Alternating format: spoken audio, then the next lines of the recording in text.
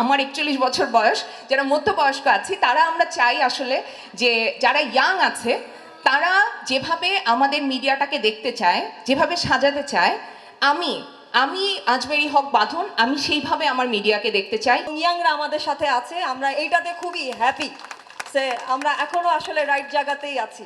আমার বন্ধু বান্ধব দেখলে বলে এই আলোর পথেই চা খায়া যা। আমাদের দাবি দেওয়া, আমাদের অধিকার ইত্যাদি বিষয় নিয়ে যেই কাজগুলো গত কয়েক দশক ধরে আমরা হয়নি এবং আমরা আসলে প্রফেশনাল শিল্পী হিসেবে নিজেদেরকে প্রতিষ্ঠিত করতে পারিনি, সমাজে নিজেদেরকে এভাবে গর্বের সাথে খুব যে বলতে পারি তাও নয়।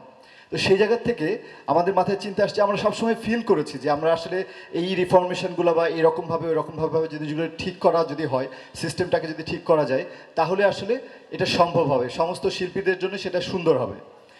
তো সেই জায়গা থেকে আমরা আসলে শুরুর থেকেই যেহেতু দেখেছি আমাদের আসলে এখানে সংগঠন হিসেবে অ্যাক্টর্স গিল্ডই আছেন বা শিল্পী সমিতিও আছে, তো আমরা অ্যাক্টর্স গিল্ডের কাছে আমরা এই আবেদনটাই জানাই যে চলেন আমরা আলাপ করি এবং আলাপ করে আমরা আমাদের নিজেদেরকে আরও উন্নততর করি, যা প্রয়োজন সবার জন্য, সবার ভালোর জন্য সেটাই করি। আমরা হয়তো 5ই অগস্ট একটা স্বৈরাচারী সরকারের পতন ঘটিয়েছি এবং একজন স্বৈরাচারী শাসককে এই দেশ থেকে পালাতে বাধ্য করেছি, কিন্তু আনফর্চুনেটলি দুর্ভাগ্যজনক একটা ঘটনা হচ্ছে যে সেই স্বৈরাচারী সরকারের কিন্তু দোসররা তারা কিন্তু এই দেশেই রয়ে গেছেন এবং তারা যেহেতু পালিয়ে যেতে পারেন নাই, তারা বিভিন্ন সময় বিভিন্নভাবে আসলে আমাদের উপর চড়াও হচ্ছেন এবং মিডিয়া সমাজের বাইরে না, দেশের বাইরে বা রাষ্ট্রের বাইরের কিছু না। সো মিডিয়াতেও এরকম অনেক দোসর আছেন, ছিলেন, তারা নানানভাবে নানান সময় সেই সুযোগ সুবিধাগুলো নিয়েছেন, তারা তাদের জায়গা শক্ত করেছেন, কিন্তু আনফর্চুনেটলি আমাদের জন্য যারা আমরা আসলে তাদেরকে অনুসরণ করার কথা ছিল, আমাদের জন্য কিছু রেখে যেতে পারেন নাই বেশিরভাগ সময়। সো আমরা যারা মধ্যবয়স্ক আছি, আমার 41 বছর বয়স, যারা মধ্যবয়স্ক আছি তারা আমরা চাই আসলে যে যারা ইয়াং আছে তারা যেভাবে আমাদের মিডিয়াটাকে দেখতে চায়, যেভাবে সাজাতে চায়, আমি আজমেরী হক বাঁধন আমি সেইভাবে আমার মিডিয়াকে দেখতে চাই। অনেক কিছু ঘটে গেছে এতদিনে, এটাকে অস্বীকার করার কোনো জায়গা নেই। আমরা 1 মাসে পদার্পণ করেছি দেশের যে অবস্থা এই মুহূর্তে, এবং সব কিছুরই একটা রিফরমেশন চলছে এবং আমরা এক্সপেক্ট করেছিলাম আমরা যেহেতু শিল্পী আমাদের রিফরমেশন সবার আগেই হবে, কারণ আমরা অন্যদের থেকে নিজেদেরকে মনে করি যে মেধার জায়গা থেকে আমরা আলাদা, মননের জায়গা থেকে আমরা আলাদা, কিন্তু এইখানে আমাদের প্রচুর বেগ পেতে হচ্ছে সবাইকে একসাথে ইউনাইটেড করতে। এটাই আমার কাছে সবচেয়ে কষ্টের বিষয়। আর বয়োজ্যেষ্ঠরা এতদিন যা করেছেন, যেই রকমের সিচুয়েশন এখন আমাদের সামনে এসেছে, আমি আশা করেছিলাম তারাই আসলে এটার সমাধান আগে করবেন।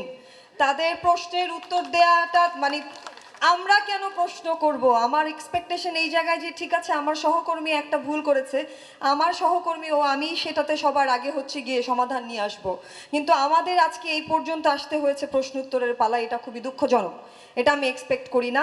আমি একজন অ্যাক্টর্স সিকিউরিটির মেম্বার এবং আমি যখন দেখলাম যে আমার যে মেম্বাররা, আমার যে কলিগরা আসলে অ্যাক্টর্স সিকিউরিটির মেম্বাররা না, তারা হচ্ছে নানান রকমের সংকটে পড়েছেন। কিছু আমাদের বয়োজ্যেষ্ঠ আর্টিস্টরা নানান রকমের কর্মকাণ্ডে লিপ্ত হবার কারণে জনগণের সামনে আমাদেরকে যেভাবে উন্মুক্ত করা হয়েছে সেটার কটু কথা আমাদেরকেও হজম করতে হয়েছে। এটা আমরা কেন হজম করব? আমি তো কোনো দলভিত্তিক কর্মকাণ্ডের মধ্যে ছিলাম না, আমি তো ন্যায়কে ন্যায় এবং অন্যায়কে অন্যায় বলার সাহস রাখি, তাহলে আমি কারো অন্যায়ের বোঝা কেন বহন করব? সো এই প্রশ্নগুলো যখন আমার কাছে এসেছে আমার মনে হয়েছিল যে আমি আমার সিনিয়রদের সাথে কথা বলতে চাই এবং একটা ইনডোর কথা বলার জায়গা থেকে আসলে একসাথে বসতে চাওয়া, কারণ আমরা চাইনি যে দলীয়করণের মতো সবার সামনে উন্মুক্ত হয়ে একজন আরেকজনের দিকে কাদা ছোড়াছুড়ি করি। তো যেহেতু সেটা হয়ে উঠলো না আজকে পর্যন্ত, এটা একটা দুঃখের বিষয়। আমি ভেবেছিলাম যে আমি আমার সিনিয়র কলিগদেরকে দেখব, যাদের সাথে আমরা এত বছর কাজ করেছি, আমরা তাদেরকে যথেষ্ট সম্মান দেখিয়েছি, বাট আমরা আসলে তাদেরকে পাইনি, বরং ইয়াংরা আমাদের সাথে আছে। আমরা এইটাতে খুবই হ্যাপি যে আমরা এখনও আসলে রাইট জায়গাতেই আছি। আর আমাদের কিছু বয়োজ্যেষ্ঠ আর্টিস্ট, আমাদের সিনিয়র আর্টিস্ট আমাদেরকে সাপোর্ট করেছেন, তারা এক্সেপশনালস। আমরা তাদেরকে দেখে আমাদের শক্তিটা বেড়েছে। সো আমি চাই যে আমাদের সবাই আসলে একসাথে ইউনাইটেড হয়েই কথা বলি, আর যদি না হয় তাহলে এতদিন যেটা করেছেন সেটার প্রশ্নের উত্তর আপনাদেরকে দিতে হবে। শুধু সদস্যদের মান ইজ্জত মারেন নাই আপনারা। আজকে আমি সদস্য, আমি ছাড়াও যারা আছে আমার বন্ধু বান্ধব দেখলে বলে এই আলোর পথেই চা খায়া যা।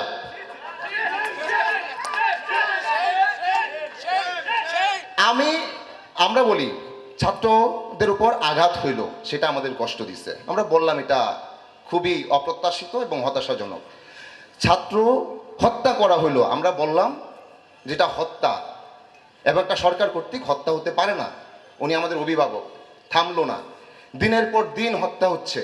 আমরা সেটা নিয়ে আমরা শিল্পীরা মানবিক জায়গা থেকে বললাম আমরা মানুষ, আমাদের এই অধিকার আছে এবং আমাদের অধিকার লঙ্ঘন হচ্ছে এবং আমাদের হত্যা করা হচ্ছে বলছিলাম। আপনারা বিবৃতি দিয়েছেন একটা 15 তারিখ, কি বিবৃতি দিয়েছেন? আমি কে তুমি কে, রাজাকার রাজাকার। শুধুমাত্র এইটুক ভিডিও দেখে তাৎক্ষণিক আপনারা ডিসিশন নিয়েছেন একটা বিবৃতি দেওয়া লাগবে যে ওরা রাজাকার, দেশে থেকে। এবং সেটা আমাদের সভাপতি সাহেব সংবাদ মাধ্যমে বললেন যে একটা চেতনা থেকে এটা বলা হয়েছে।